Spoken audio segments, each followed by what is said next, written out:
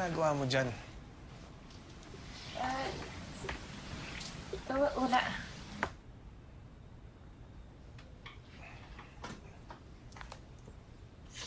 Kanina ka pa nakatitig dyan. Okay ka lang? Oo, okay lang ako.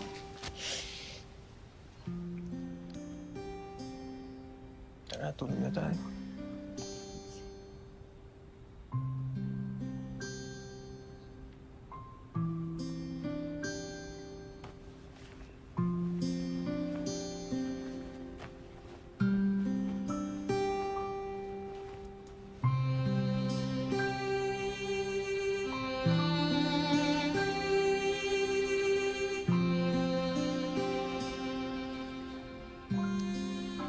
Hindi na ka makatingin sa akin.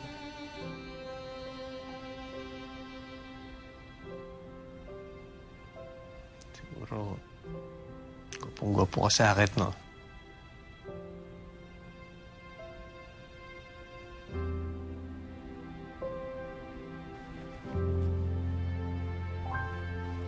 Hindi naman kasi natin pwedeng pagkumparahin yung past saka yung present. So, whether there is a past life or not, kailangan natin mag-focus sa present. Stick with me for a while. I feel you in my heart. You're like a long-lost friend.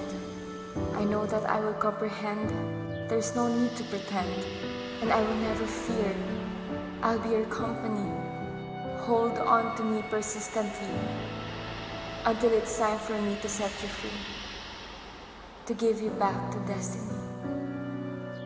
Ibinulong ko na kung ginagawa ko man ito, hindi ito para i-let go ka.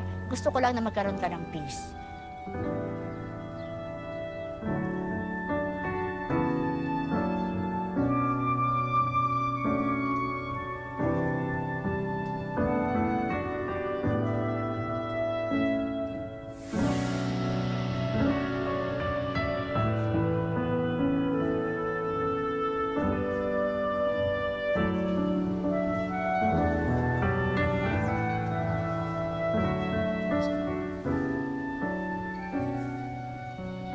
This is my experience. In fact, as a paranormal investigator, kung meron man taong napaka-skeptic, unang-una sa lahat, ako yon. Kaya nga ako nag-validate, nagtatanong ng history, nagtatanong sa mga experts kasi gusto ko ring ma-sure kung totoo o hindi yung mga na-experience ko. I know for a fact na itong ghost na to, palagay na natin whether he is real or not, darating ang time mag-move on yan. Darating yung time makakalabas yan sa tinatawag kong baluarte naming dalawa, which is the very beautiful city of Intramuros. For me, kung totoo man itong experience na to, hindi, I will treasure this for the rest of my life kasi kahit past life, kahit sabihin mong ghost, I would take it as a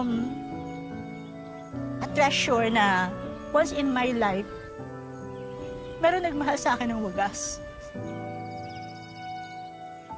When we say wagas na pagmamahal, ito yung pagmamahal na walang kamatayan.